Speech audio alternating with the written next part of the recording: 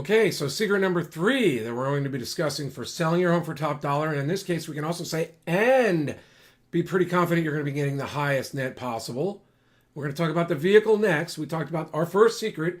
Let me go back and review this in my mind. Our first secret was to have an offer acceptance period instead of just willy-nilly putting your house on the net and taking offers, and then the buyer's agents wanting quick responses and people getting ticked and not having a good strategy. You're selling the house. You're in control. You do some marketing. You have a launch, like a movie. You have some build up. You say that's our marketing. There's a great house. Why? We talk about that in the winnerscheck.net masterclass. But then we have an offer acceptance period. Then we review all the offers, and then you decide whether to have round robin bidding, accept the strongest offer, maybe counter. What I like is to take one or two really strong ones, put them aside, let the other ones compete, then come back and say, hey, we really like your offer. We're not even necessarily looking for top dollar, but we'd love to use your offer. We'd love maybe to buy another home. So if we could go non-contingent, if we could get you to start the process and then give us 60 days to find, but when we give you the word, close in 17 days or something like that. You can do that with a strong cash buyer. So you set the process up for you. You let the weaker buyers compete against each other. Then you decide whether to play the strongest offer against the highest bid against your strongest offer. However you want to set it up, you just set up the process ahead of time with transparency. The second video, we talked about why in the process you want to start with starting offers instead of starting bids, and why you want that bid to be, you don't want people to get confused. You don't want them, like the normal realtor strategy or you see all over the internet, start the price off a little bit below fair market value so you get multiple offers. And then agents talk about, we sold house in 2 days for $4,000, $5,000 above ask. Well, you've already told us that you want people to go below fair market value. So what did you achieve? You had tons of pressure on your home and you sold it for fair market value. Probably not the best strategy for the seller. Great for double-siding commissions and representing buyers. Great for motivated buyers. Not so good for sellers. I sorry if I got a little negative there. So that was secret number 2. Have a starting bid that's obviously a starting bid or starting offer. Tell them you're starting off below. Tell them it's an offer acceptance period and that you will have a round robin auction on Sunday night, or you will have negotiations between the buyers on Sunday night, or however you want to set it up with your agent. Now, the third part is tougher to pull off with some agents. And as I said before, you want to make buyers at ease. It's probably good to have a listing agent or someone there to work with them, if they don't want to compensate their own agent directly. But I'm not sure you want to pay buyer's agents right off. I mean, why not spend 5, 7, 10-day offer review period? Why not save yourself also the 2.5 or 3% that normally would go to a buyer's agent and see just how strong your offers are?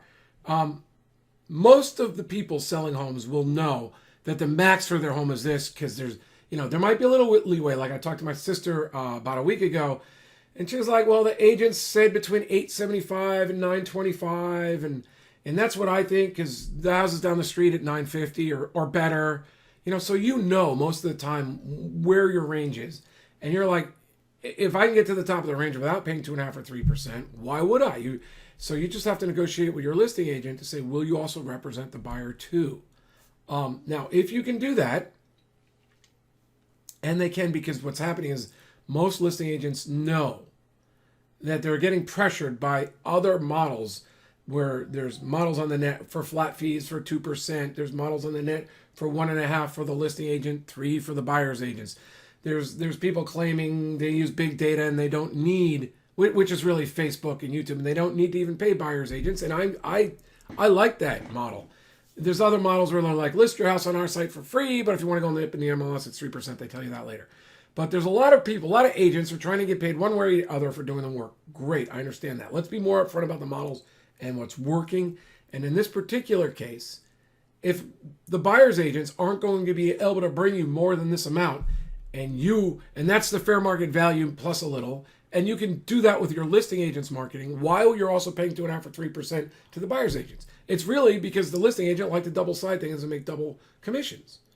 But if your listing agent can't tell you, hey, we need this 2.5 or 3% because you've got a one of a house kind here and it's very hard to value, and we want buyer's agents convincing, because there's buyer's remorse.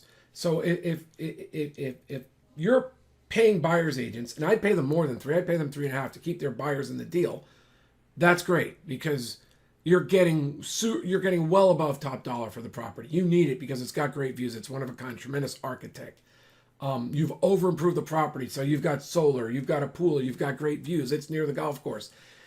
But homes in your price range go for $50,000 to $100,000 less, and you've got a tremendous backyard, and you need a buyer that understands the value, but it's not going to be afraid, whose agent can keep them in there, whose agent can talk the lenders into letting them borrow enough. I mean, there's times, 0.5% of the time, 1% of the time, I can't rule it out.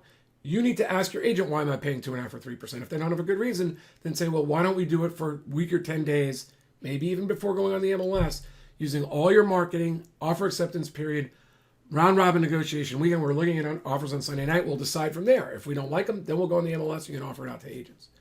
So that's secret number 3. Don't pay buyer's agents unless you have reason to believe that they're going to earn their keep. Or you can say, hey, you're welcome to submit offers. And you're also, your buyer, if they check the box, the buyer can say, we would like our agent to be compensated 2%, 1%, 2.5%, whatever that is. And then you just net it out. You see if it's really the stronger offer. And it doesn't have to be the top dollar. It might be a flexible buyer who's going to let you buy another house, as I said in the other video. So let the agents prove that they're worth their commission. And that's the beauty of the auction model that we're going to go into more details, is because for a long time, MLS has said, oh, you have to have an auction where it's forced that you have to accept a bid, but they can't really do that, right? And now they've already let they've let other people do auctions using the MLS, so they can't really enforce that rule anymore. There was a trick to this, in that the agents know if you're going to be reviewing all the offers and you're going to be able to stack them, they know some offers that are here without an agent might come in, and if they're at, let's say, 800,000, and an agent says, I want to get paid 3%, but we're only at 810, well, the 800 is a better offer. They understand that. So when you change, as we've said in Secret 1, have an offer acceptance period, when you flip the process on its head and don't just have to decide in 24 hours, but get to select from a smorgasbord of buyers, that really hurts the agents and their commissions. So that's why we set up this whole process. We're going to talk to you more about the process in other videos, or right now we have a masterclass. We're going to be improving it each week, but I put the masterclass up there today. It's at winnerscheck.net. It's an hour. I'd say the first 50 minutes are just instruction, and then 10%. I talk about, if you work with me, we'll refer it out. We'll train your listing agent. You'll be able to talk to us to make sure it's working good. We'll refer it out, and we even have an opportunity in there where you get to split the referral fee with us. So it's a total win-win. But the first 50 minutes is just instruction, so you get a feel, and you don't have to work with us. You could probably take this information away and just explain it to your listing agent, and this is how you'd like to do it. Listing agents, we're under pressure from all those other models. Many listing agents will agree to do something logical with you. So that's our 3 secrets. There's a lot more information about this model. We'll have other videos, but those are the 3 things. So let me just review them. 1, have an offer acceptance period. 2, make sure it's obviously a starting offer, starter bid, and not a listing price that improperly sets buyers' expectations. And it's not a big deal to be marketing. If you advise your clients to go a little under fair market value and then you get fair market value, big deal. And therefore, why did you need to pay buyer's agents? Why did you get the double-sided? If your marketing is producing these offers and it's fair market value, and really that they're saying that price clears the homes, and you're not getting me a massive bonus to fair market value, why are we paying 2.5 or 3% to the buyer's agent? So it's interesting how all these interlace perfectly together in a pre-MLS period or even an MLS period. But this is really the way to sell a home for sellers. This works for sellers. It doesn't work as well for buyers. It certainly doesn't work for listing agents who want to double-side it. Winnerscheck.net. My name is John McConnin. I'm a real estate attorney and a real estate broker. I have sold over 150 homes as a real estate broker. I've referred out dozens more, and California Association of Realtors asked me to train realtors on how to negotiate multiple offers. We'll be talking about that in coming videos or at the winnerscheck.net masterclass. Thanks, John McConnin.